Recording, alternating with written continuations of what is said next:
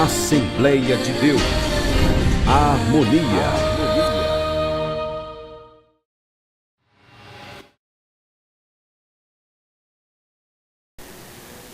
Ezequiel 37, a partir do 1. Veio sobre mim a mão do Senhor, e ele me levou no Espírito do Senhor e me pôs no meio de um vale que estava cheio de ossos.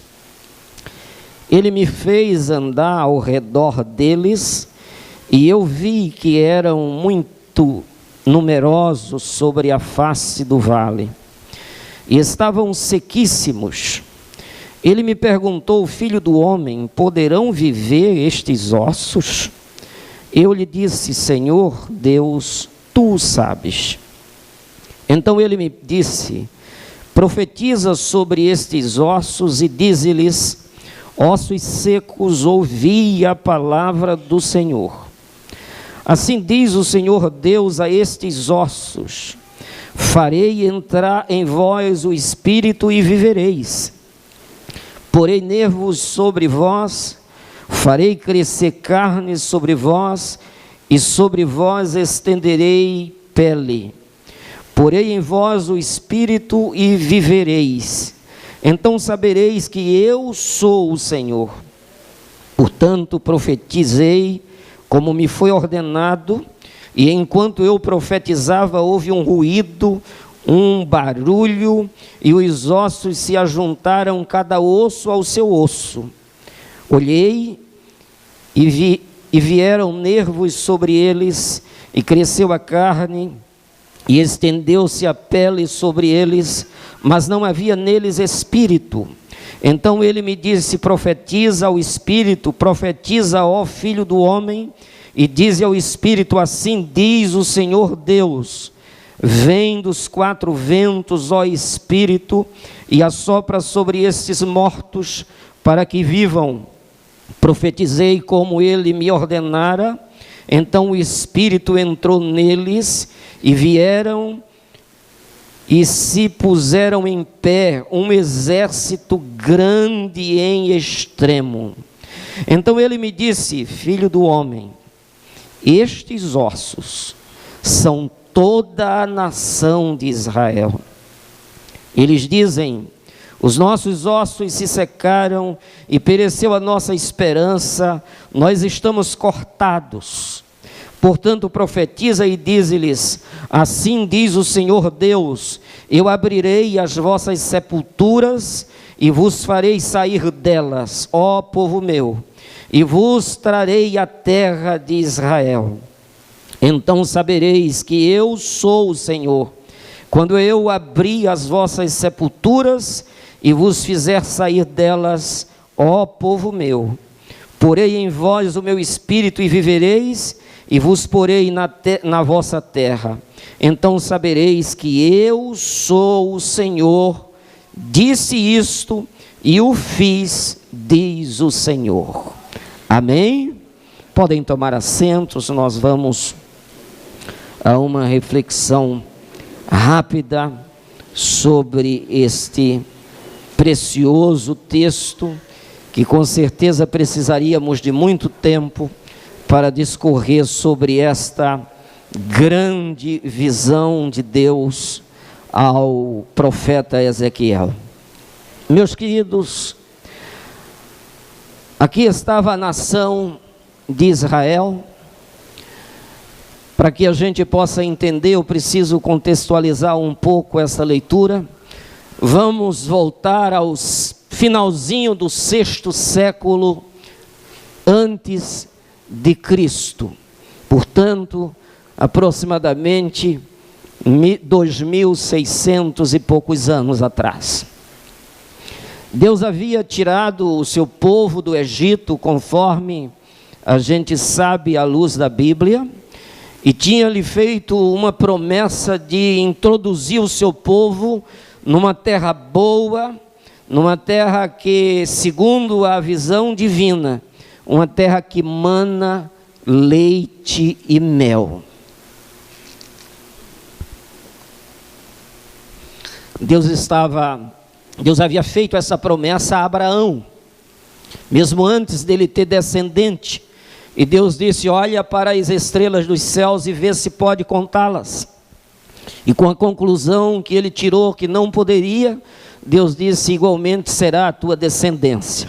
E agora Deus vai lá do Egito, tira esse povo que estava escravizado, coloca esse povo numa terra boa, onde eles produziram, onde enriqueceram, e quando estavam neste patamar de fartura, conforme Deuteronômio 32, esse povo, diante da bonança, resolveu esquecer de Deus. Deixou Deus de lado, não queriam mais dar ouvido à sua palavra.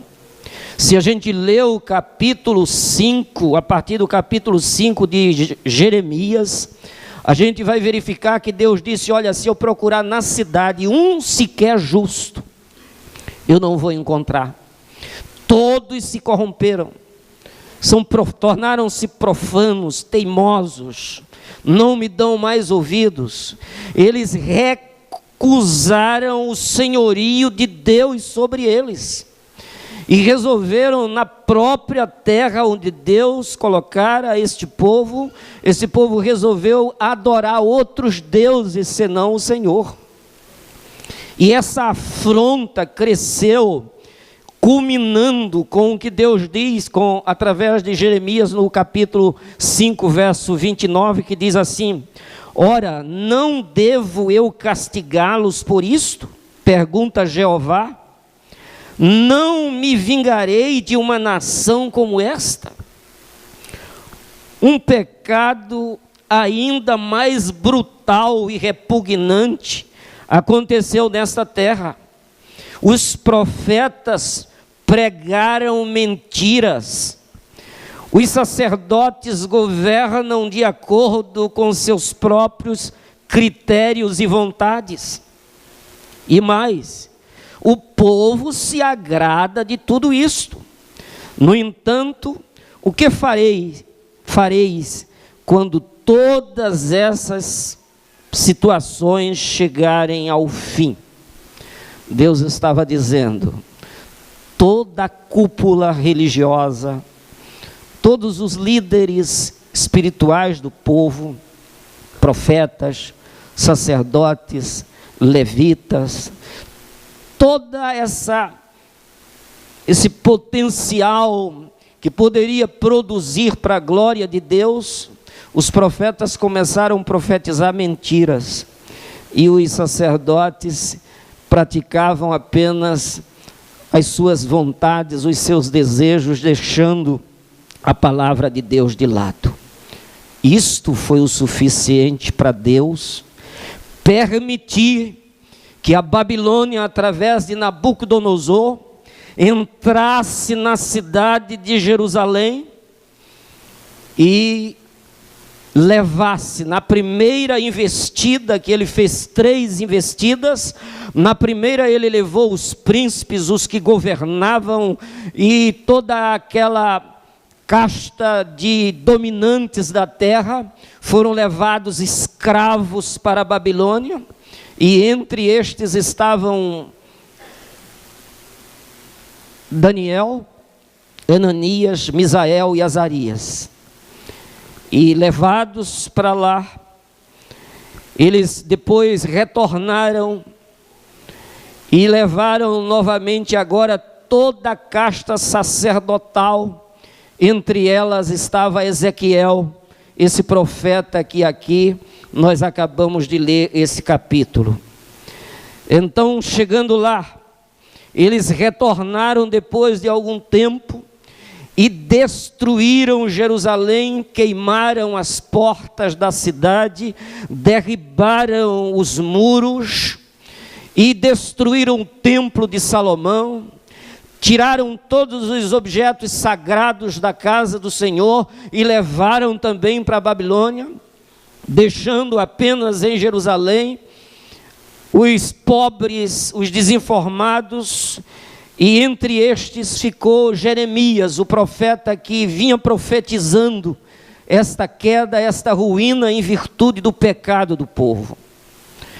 E é exatamente nesse cenário que Jeremias fala o que nós encontramos no livro das Lamentações. Quando ele vê que a arca do Senhor também é levada, o templo destruído, os sacerdotes e todo o povo agora escravo do rei da Babilônia, ele lamenta a desgraça de Jerusalém, que agora estava exposta, aquele povo que havia recebido tantas promessas e que deveriam ficar nos trilhos da obediência e da palavra. Ao abrirem mão de tudo isto, a ruína veio e este povo agora está escravizado, e a gente pode ver o lamento deste povo no Salmo 137, escrito no exílio, a partir do verso 1, quando ele diz: e junto aos rios da Babilônia sentamo-nos a chorar. Olha o que restou para esse povo: sentamo-nos a chorar, com saudade de Sião. Agora estavam com saudade. Quando lá estavam, não queriam nada com Deus. Quando lá estavam, rejeitavam adorar o Senhor para adorar os ídolos. Mas veja como muitas vezes a correção, a hora do aperto, do sufoco, converte pessoas. Agora eles estavam assentados, já não tinham mais ânimos para estarem de pé. E, portanto, veja o que acontecia: junto aos rios da Babilônia sentamo-nos a chorar, com saudade de Sião. Nos salgueiros que lá existiam, pendurávamos as nossas harpas, os instrumentos de louvor, com os quais eles exultavam e louvavam e glorificavam o Deus dos céus.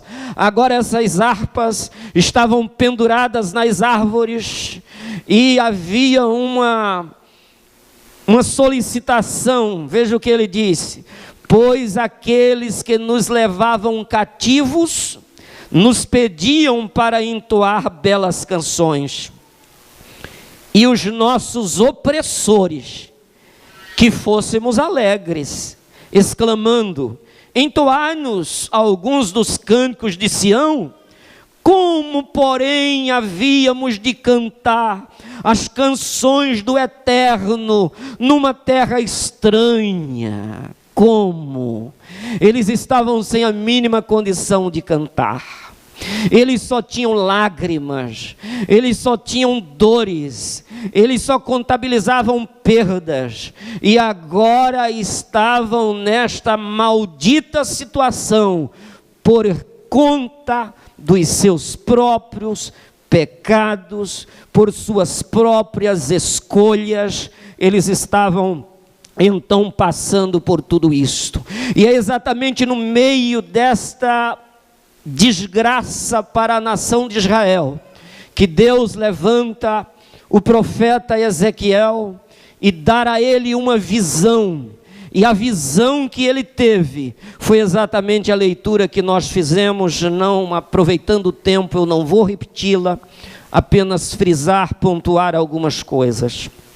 Vejam que naquele estado Deus mostra aquele vale de ossos secos, e o profeta caminha entre os ossos, e Deus pergunta se aquilo poderia voltar a viver, e o profeta passa a responsabilidade dizendo: Senhor, quem sabe se é possível sair vida daqui és tu.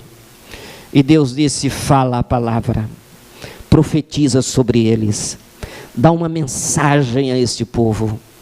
Mesmo estando assim ressequidos, você pode falar para eles e dar a mensagem de que eu vou restaurá-los. Eu tenho poder para restaurar este povo. E imediatamente o profeta disse que começou a falar a palavra, e à medida que ele falava, os ossos se ajuntaram osso ao osso, e vieram de dentro para fora Sobre os ossos vieram tendões, músculos. Depois dos tendões e os músculos vieram carne. Depois da carne veio a pele. Porque Deus trabalha assim, de dentro para fora.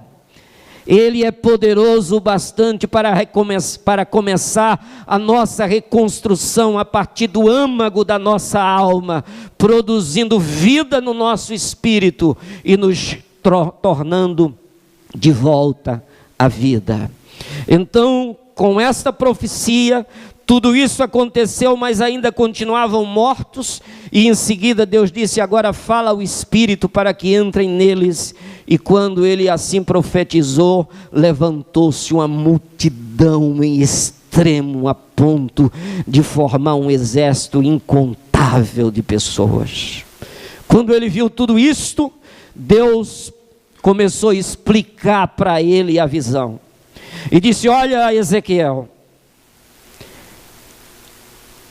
estes ossos representam a nação de Israel, o meu povo. E isto foi assim muito forte, porque todo aquele cenário de morte representava agora o povo dele, a nação de Israel, o povo que ele tinha trabalhado com ele, cuidado, investido há tanto tempo. E quando Ezequiel vê tudo aquilo, ele crê no poder do Senhor. Ele reconhece que Deus é Deus. Esta, portanto, é a história da restauração de uma nação que resolveu esquecer os mandamentos de Deus. Nesse estado de miséria, olha o que o povo diz no Salmo 80, verso 3: restaura-nos, ó Deus, faz brilhar tua bondosa face, para que sejamos salvos. Depois de todo aquele sofrimento, agora eles estão pedindo.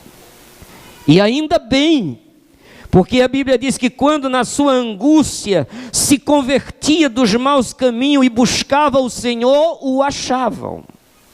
Essa é a felicidade ainda. Obviamente que esse cativeiro durou 70 anos.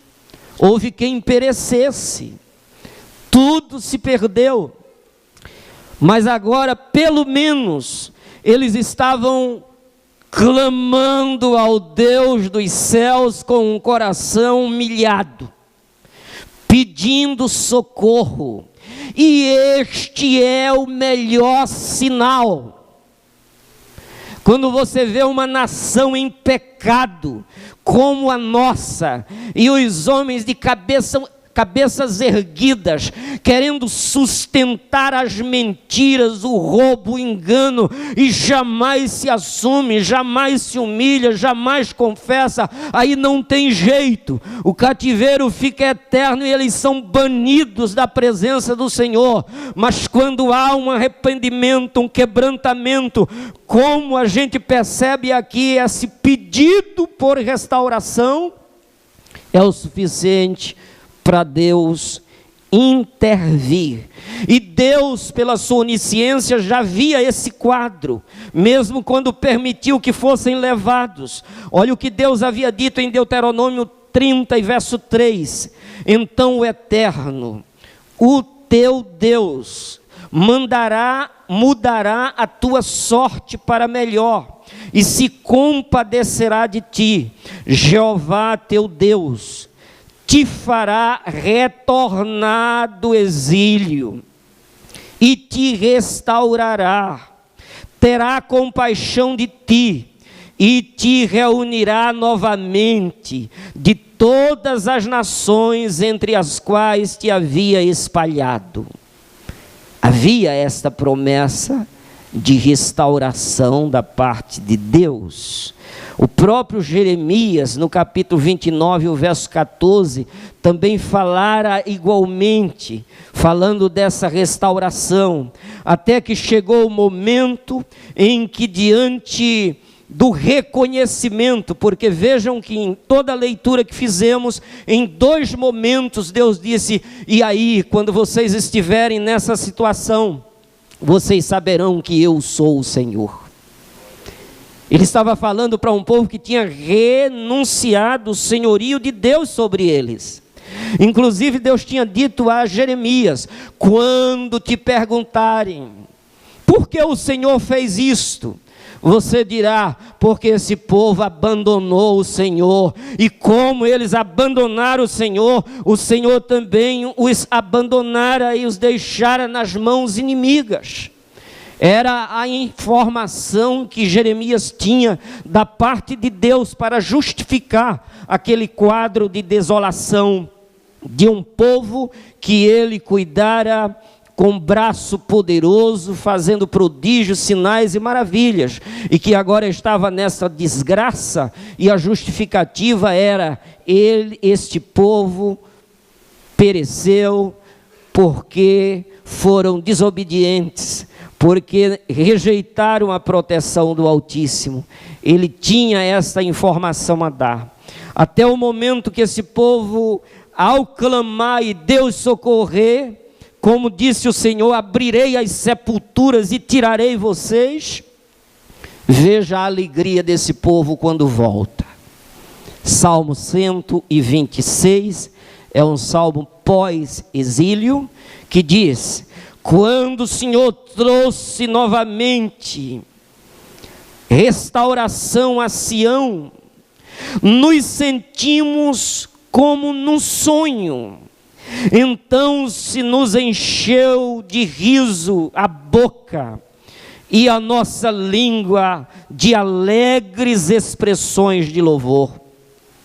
Até nas outras nações se comentava: o Eterno fez maravilhas por esse povo. Sim, realizações grandiosas fez o Senhor por nós. Por esse motivo estamos felizes. Olha o contraponto com o Salmo 137. Enquanto lá no exílio, depois que perderam tudo, eles não tinham a mínima condição de rir, de cantar, apenas de assentar e chorar. Agora esse povo estava de pé, vibrando, felizes, glorificando a Deus, apesar de toda a perda que sofreram. Mas o retorno fez com que eles ficassem como que se estivessem sonhando, de tanta emoção de retornar à nação que antes era deles e eles não percebiam. Há tanta gente assim. O que a gente pode tirar de lições para a gente hoje dessa passagem? Bem rapidamente. Há tantos que só valorizam as coisas quando perdem. Muita gente. Às vezes tem tudo, reclamam, lamentam, não agradecem, não tem a mínima expressão de gratidão a Deus. E muitas vezes quando cai no leito, quando a saúde vai embora, quando não tem mais condição nem de se contorcer no leito, porque está pregado, fixado, aí começa a reconhecer alguma grandeza de Deus na vida. Mas a nossa mensagem é para que ninguém chegue neste estado. Israel não precisaria passar por isto, não precisaria de exílio. Por que o exílio? Porque a misericórdia de Deus ainda é grande e não nos abandona definitivamente. Ele permite muitas vezes que a lágrima venha, que o sofrimento venha, para que a gente possa então ter a chance de se arrepender e voltar para Ele. Então, o que a gente observa aqui também, em primeira instância, é que aquele que desobedece e insiste em viver numa vida de pecado, esse, embora estando vivo, jovem, cheio de saúde, de sonhos, de planejamentos, estão mortos diante de Deus. Essa é uma verdade bíblica. Porque há uma coisa, há uma distinção e uma diferença grande entre vida material e vida espiritual. No capítulo 6 de João diz: aquele que é nascido da carne é carne, aquele que é nascido do espírito é espírito. É preciso a gente entender que a nação de Israel, olha lá, estava viva. Os homens estavam lá, as mulheres estavam lá, as crianças estavam lá. E Deus disse: estão mortos para mim, porque Romanos 6:23, o salário do pecado é a morte. O próprio Ezequiel, no capítulo 18 do seu livro, disse, capítulo 18, verso 20, a pessoa que pecar, esta morrerá. 1 Timóteo 5, versos 5 e 6, Paulo, escrevendo acerca das viúvas, disse: aquelas que entram na devassidão, o prazer pelo prazer, que renunciam os valores espirituais, ele disse, elas mesmo vivendo, bonitas, atraentes. Ele disse, mesmo vivendo, elas estão mortas. No capítulo 9 de Lucas, Jesus chama uma pessoa para lhe seguir, e a pessoa diz: Senhor, deixa primeiro eu ir sepultar o meu pai. Jesus disse para ele: deixa os mortos sepultarem os seus próprios mortos, tu, pois, vai e anuncia o reino de Deus. Então, uma pessoa em pecado é uma pessoa morta diante de Deus. Essa é a primeira observação. A segunda: Deus não tem prazer em condenar ninguém. Deus não tem prazer na morte do incrédulo, do ímpio. Isso está dito. Vejam que nesta leitura, o povo estando nesse estado, Deus continuou velando, investindo nele.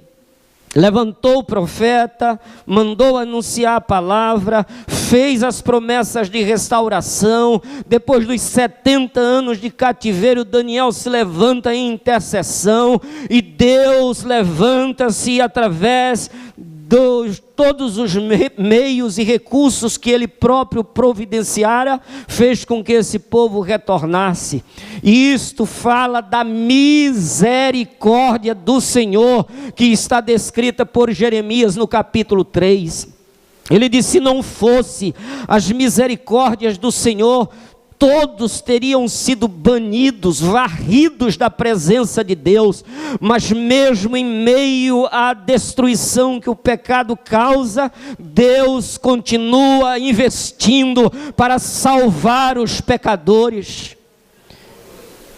E o maravilhoso é quando os pecadores clamam por Ele, e Ele diz: todo aquele que invocar o nome do Senhor, este será salvo. Ele levanta-se como o Salvador do mundo e diz: olhai para mim todos os termos da terra, porque Ele tem salvação para todos os homens.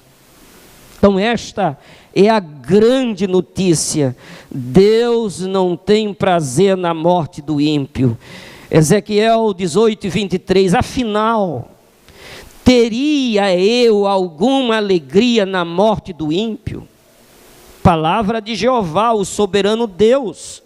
Ao contrário, porventura não me dá muito prazer ver o ímpio converter-se dos seus maus caminhos e viver? Então Deus está dizendo: a minha alegria, a minha realização, não é ver o homem tombar nos seus pecados e perecer. A minha alegria é quando ele se arrepende, é quando ele reconhece os seus pecados, é quando ele vem a mim para receber vida. Ele chega ao ponto de dizer que quando um pecador reconhece a sua desgraça, o seu pecado, a sua miséria e clama por Deus, voltando para Deus, a Bíblia diz que nesta hora há uma alegria nos céus, os anjos vibram e festejam o retorno de cada pecador. Então esta é a mensagem poderosa do Evangelho, esse é o plano de Deus, salvar todos os homens. Uma terceira coisa que a gente vê aqui, é que Deus nos salva a humanidade, através da sua palavra. Veja que o estado era de desgraça. O que é que o profeta foi fazer lá?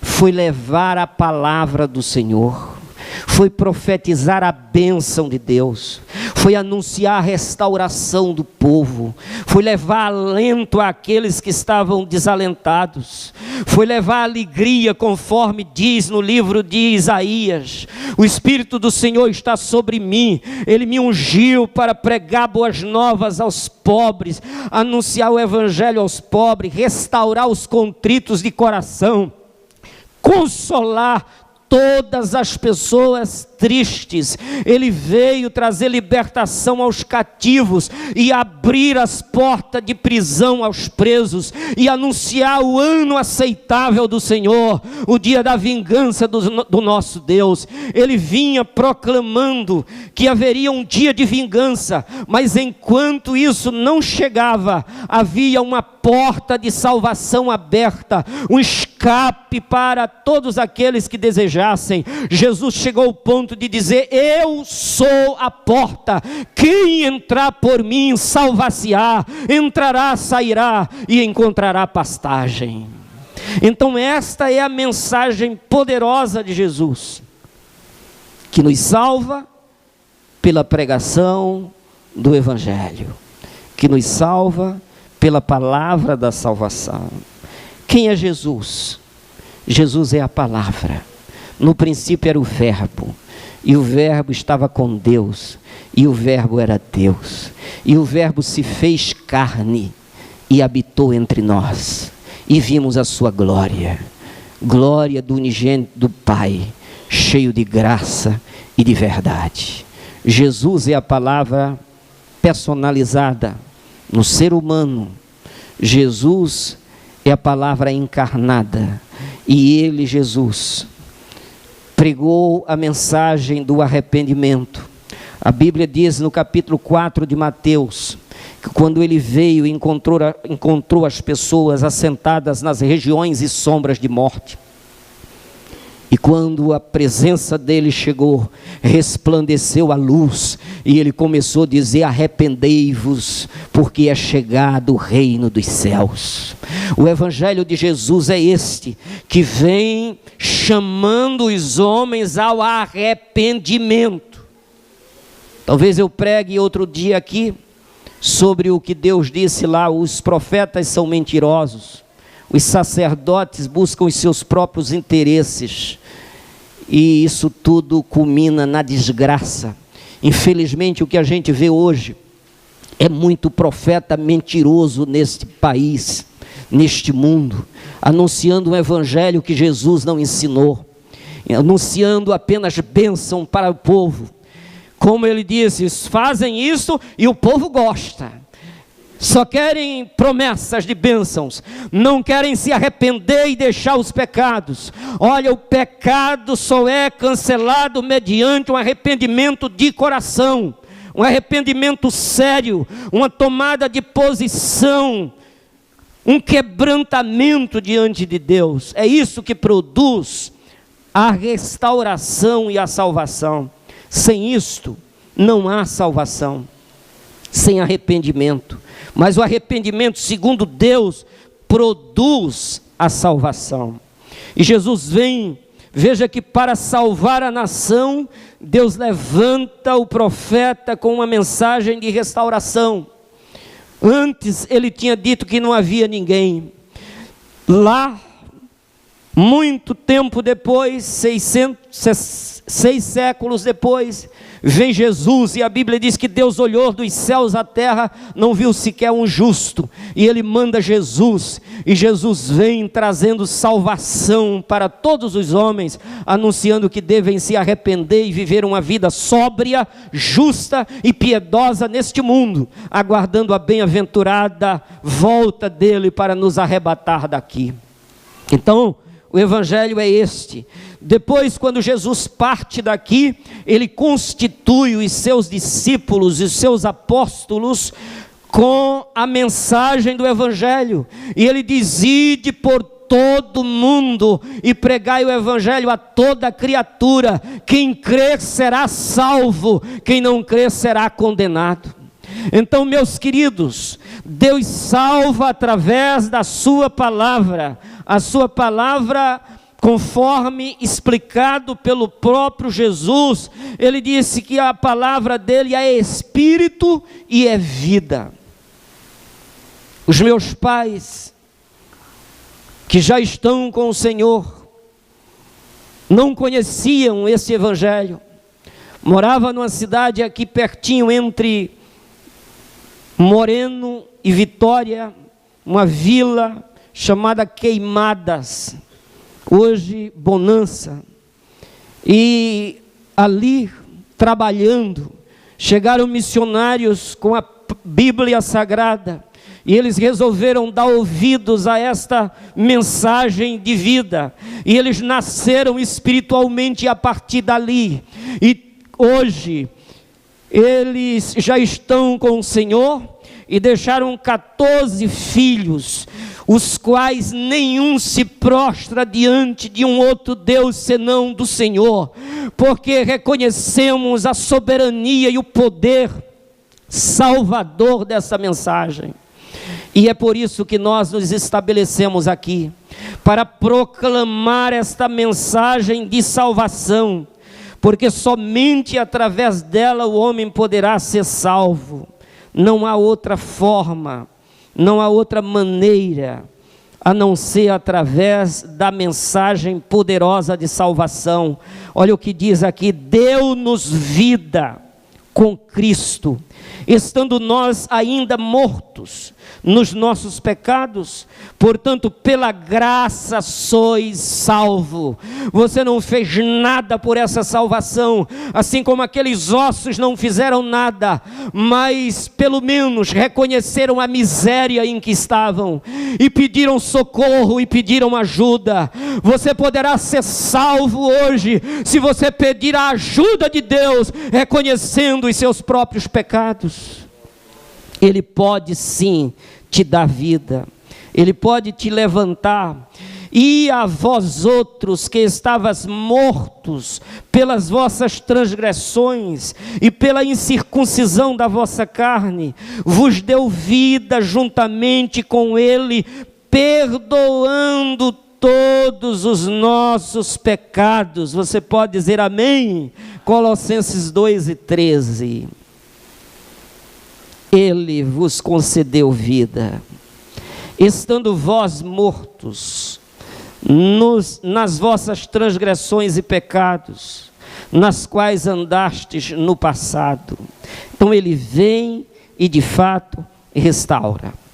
Aí eu pergunto, finalizando aqui, imprensando muito o que eu gostaria de dizer, mas agora a pergunta é a seguinte: existem dois grupos, os vivos espiritualmente e os mortos espiritualmente. O mundo que nós habitamos divide-se nesses dois grupos. Em que grupo você está? Você já tem vida eterna, mediante a pregação da palavra de Deus, mediante a oportunidade de receber Jesus? Ele chegou a dizer: quem tem o Filho tem a vida. Quantos aqui têm Jesus e têm certeza da vida eterna? Amém, amém. Se alguém não tem ainda, seja bem sincero nesta hora. Esta é uma hora grave. Esta é uma hora de quebrantamento. Esta é uma hora de opção, ou por um lado ou pelo outro. Jesus Cristo disse que era a pedra angular de esquina. Ou a pessoa fica de um lado ou fica do outro.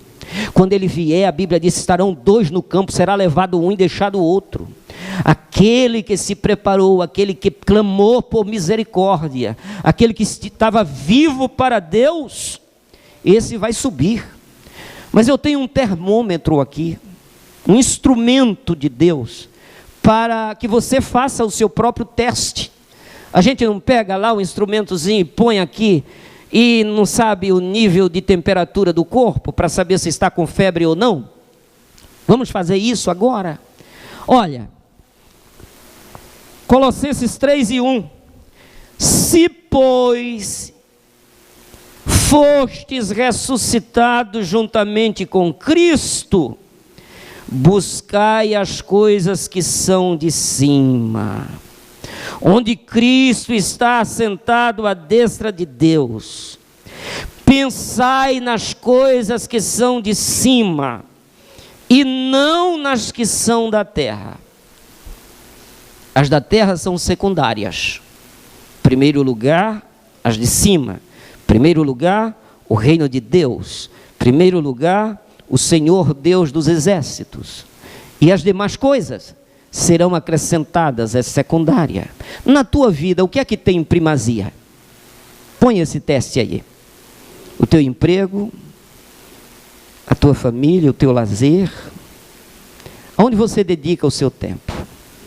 Quem já ressuscitou com Cristo é uma pessoa que ora. Primeira coisa, você ora, você passa tempo dedicando-se a Deus. Você dirige seu carro orando. Você lava a sua louça orando. Você ora no seu trabalho. Você clama a Deus durante o dia. Você agradece o pão que você come, a veste que você veste, o sapato que calça. Você agradece o ar que respira. Você tem gratidão a Deus. Você tem ação de graças, louvor. Você louva a Deus. Você tem inário. Você entoa melodias que exaltam a Deus. Qual é a tua preferência? Ou a tua preferência é a marchinha de carnaval, desafiando exatamente valores divinos, que diz que devemos andar não segundo a carne, mas segundo o Espírito, que devemos nos santificar no Espírito, na alma e no corpo. Qual é a tua preferência? Quem já ressuscitou se santifica, não entra na mentira, na vaidade, no orgulho, na soberba, no engano. Anda no caminho da justiça, mesmo sendo apertado, estreito. Entra pela porta estreita e apertada que leva à vida, onde a maioria não quer. Você insiste, porque você sabe, como os discípulos chegaram a dizer: Senhor, somente Tu tens palavra de vida eterna. Nós não temos mais para onde ir, Tu és o tudo para nós. Quem já ressuscitou com Cristo é uma pessoa que louva, que ora, que participa, que se une com os demais para exaltar a Deus, dá o seu melhor, contribui para a expansão do reino de Deus e dedica-se ao Senhor todos os dias, conforme o Salmo 1. Bem-aventurado o homem que não anda segundo o conselho dos ímpios, não se detém no caminho dos pecadores, não se assenta na roda dos escarnecedores, antes tem o seu prazer na lei do Senhor, e na sua lei medita dia e noite. Será como uma árvore plantada junto às correntes das águas, a qual dá o seu fruto na estação própria, as folhas não caem, e tudo quanto fizer prosperará. Não são assim os ímpios. Eles são como a moinha que o vento espalham, no juízo não subsistirão, porque o Senhor conhece o caminho dos justos, mas o caminho dos ímpios os leva à ruína total. Então, eu sei que fui bem apressado hoje. Você quer decidir ressuscitar com Cristo, recebendo-o como teu Salvador, Se tiver alguém, dê um sinal aqui dentro, eu não sei se tem, mas se tiver, é uma boa hora. Alguém deseja receber Jesus, como Ele nos ensina: vinde a mim, os cansados e oprimidos. Ele diz que veio ao mundo não para condenar o mundo, mas para que o mundo fosse salvo por ele. E ele diz que a condenação do mundo, das pessoas, é simplesmente porque rejeitam a ele. Ele disse: eu vim, mas eles rejeitam. Eu estou aqui, mas eles não querem. Eles querem os seus próprios caminhos.